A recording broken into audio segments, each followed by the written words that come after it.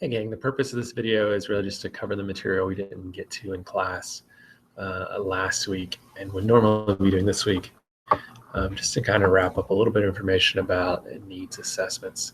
So I'm going to pull in some slides here and I'm just going to basically talk through those. Okay, so actually that's not where I left off. Going back up a little bit.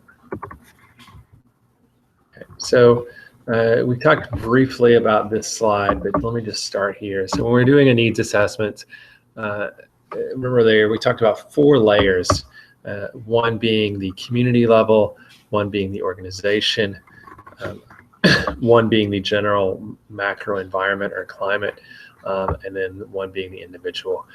So any of these would work for those layers, but most of the time we're talking about the individual level here. So we can do a survey, often electronic. You can use something like Google Forms or SurveyMonkey for free and blast that out, or you could certainly do paper.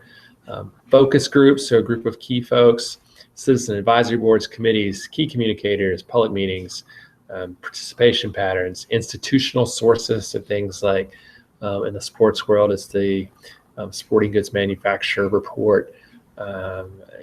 In the nonprofit world, GuideStar gives some reports. NRPA gives some reports in the Parks and Rec, so those types of sources. So when you choose how you're going to collect data, the one thing you just want to be aware of what's the advantage and what's the disadvantage of each method. So a survey, for example, has the advantage of being fairly simple, but people may go through it fast. They may not give you really detailed feedback. If you're doing electronically, you're missing a segment of the population that may not have access to that or have the time to do it. So everything has its advantages and disadvantages. And you should be cognizant or aware of what those are when you choose your methods. When you are asking questions in your needs assessment, just a couple things to keep in mind. There are 2 basic types of questions you can ask, an open-ended or a closed-ended. So in an open-ended, you do not give optional answers. It's not a multiple choice. It's more like an essay. So tell us what you thought about the program. Closed-ended is, on a scale of 1 to 5, please rate how much fun you had, or did you enjoy the program? Yes, no. So it's a forced choice. It's another term we'll use for that. But you choose one of the options given to you. When we talk about open-ended, the advantage is you may get information you did not think about. So you didn't put it as an option. So someone may tell you something that was not on your mind. The disadvantage is it's just harder to analyze, right? It takes more time to read through those and classify those. So really closed-ended, the big advantage to closed-ended is just faster and easier. So make sure your questions are understandable. And by that, you want to try to avoid abbreviations. Don't be vague. Try not to build in your own bias. For example, tell me how much fun you had at this amazing program. So you don't want to kind of lead your person, or that's more an evaluative question. But if we're talking about a needs assessment, how much would you love to see a new table tennis program? Okay, so you don't want to kind of build those things in. Don't ask 2 or more questions. These are called double-barreled questions. And when you start to think about it, you'll be surprised how much you see this. So please rate how much you would like to see a table tennis and arts and crafts program. Well, those are 2 different programs, right? So that's a double-barreled question. Don't use too much jargon. Don't assume that the person knows exactly what table tennis is, or windsurfing, or underwater basket weaving. Really break things down and make them simple to understand. So where do you get your data? I think we talked briefly about this in class, at least in terms of sample. But the first question to ask yourself is, do you want to get it from current users or non-users? So the current users of your programs and services, to see what they want, what they need. That is the advantage of being easier access to get to them. It also has the advantage of they're your customers, so you want to please them. The disadvantage, obviously, is that non-users are not using you for a reason, and you miss finding out what that is. They are harder to get that information, but it's great information if you can get it. And then we did talk about sample. As I said, most likely, and you're going to be doing what we just call convenient sampling, which is who you can get. Just be aware what bias that creates. Who are the people you know who are filling out the surveys, and how might that be different if you were to truly be a random sample? When you analyze the data, what's on this slide is probably most likely what you're going to do. So a frequency count is just how many people were interested in an arts and crafts program, how many were interested in a hiking program, how many were interested in a program with animals or biking or dodgeball or whatever it is, how many in each category. Percentages is a different way of looking at frequency counts, but it's getting you the same information. 27%, instead of saying 27 people, 27%. Central tendency measures, these are generally more, well, it depends on how you ask the question, but these are things like mean, mean is the average, okay? So if you ask a question about folks' interest in a dance program on a scale of 1 to 5, you could say the average person was a 4, very interested, or a 3.7, whatever it comes out to. Median, the number in the middle, okay, and mode, the answer that occurs most often. When you take your evaluation class, you'll get into these in much more detail. But for now, I just want to give you a high-level overview to make sure you're familiar with them. Measures of dispersion. This is basically how spread out our data, so the range. So it can be from 1 to 5, or if your question was how many times a year do you visit our program, it can be from 1 to 365. What's the range? Standard deviation just tells us how spread out our data are.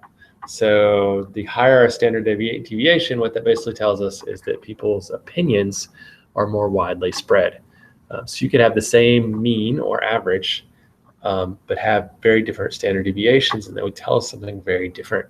If the standard deviation was high, it would say, yeah, the average is the same, but people have very different opinions. Like it varies across the spectrum. But if the standard deviation is low, you're like, yeah, everybody or most people are right around that area.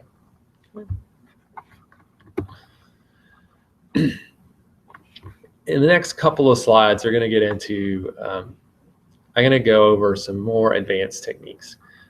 You will not be required to know how to do these or even to conduct these in your needs assessments or your evaluation, which we'll return to later in class. You can use some of these same techniques.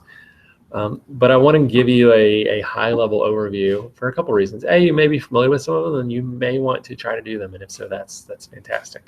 Also, you'll see them again as you kind of continue your career, and being able to do these kind of advanced techniques is what sets you apart as a future professional and what make you better than your neighbor Stevie. These are the things that are going to be promoted. So one way to look at data is to look at what we call a correlation.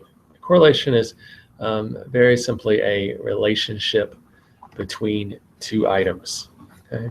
So this picture, this was me at the US Open in the President's Box actually a few years ago. So we could say, as the number of times Eric goes to US Open increases, his happiness also increases. Okay, so those things are correlated, they're related.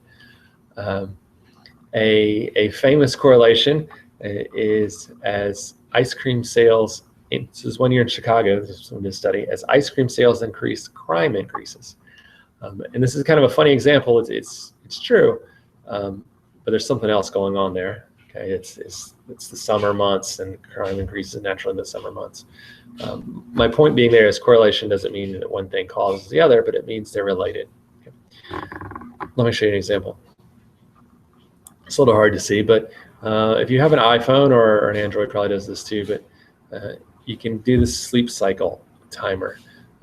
And it'll tell you how well you sleep, basically, and it'll also set an alarm. And you can enter things like I had caffeine the day before, or I was stressed out the day before, and it'll correlate them for you.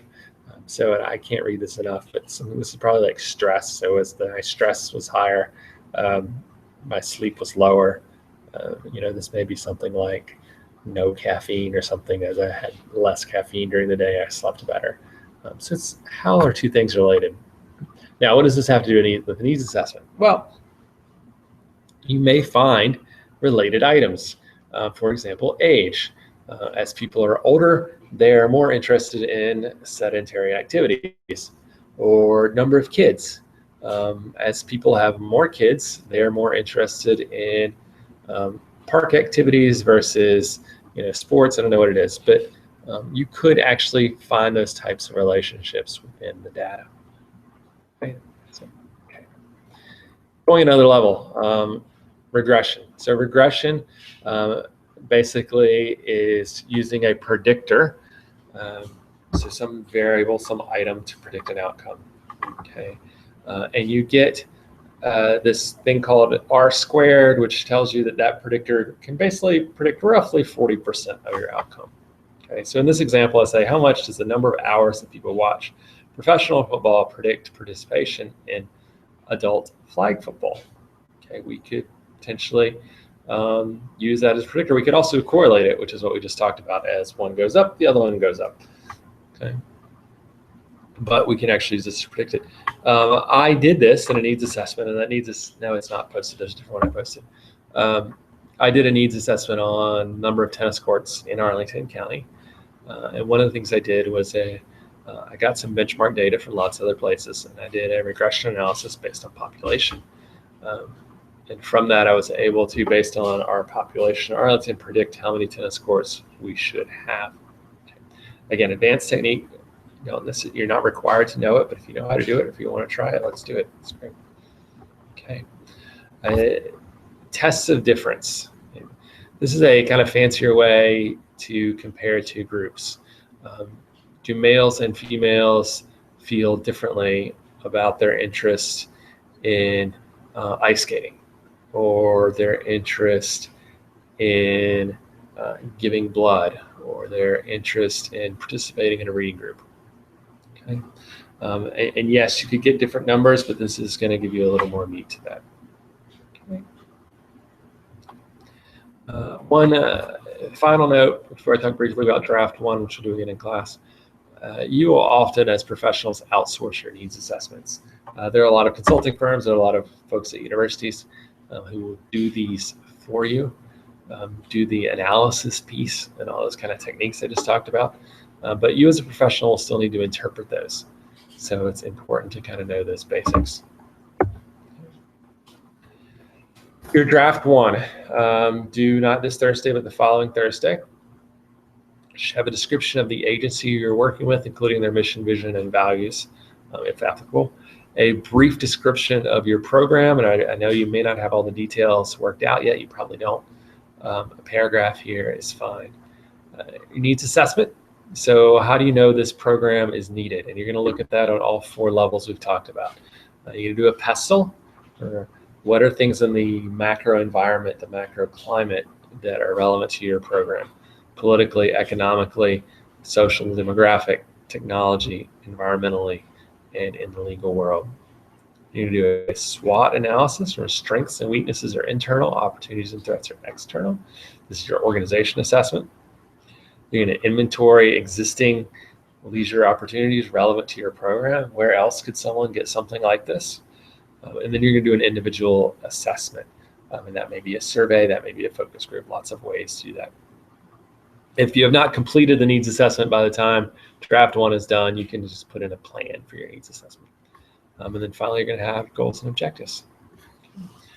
So that is a super, super fast overview of what we did not get to, but I think we covered the most important stuff. And if you have any questions, feel free to let me know. Have a fantastic week. Keep working on those programs, and we'll talk to you soon. Bye. Once I get back to the screen to stop.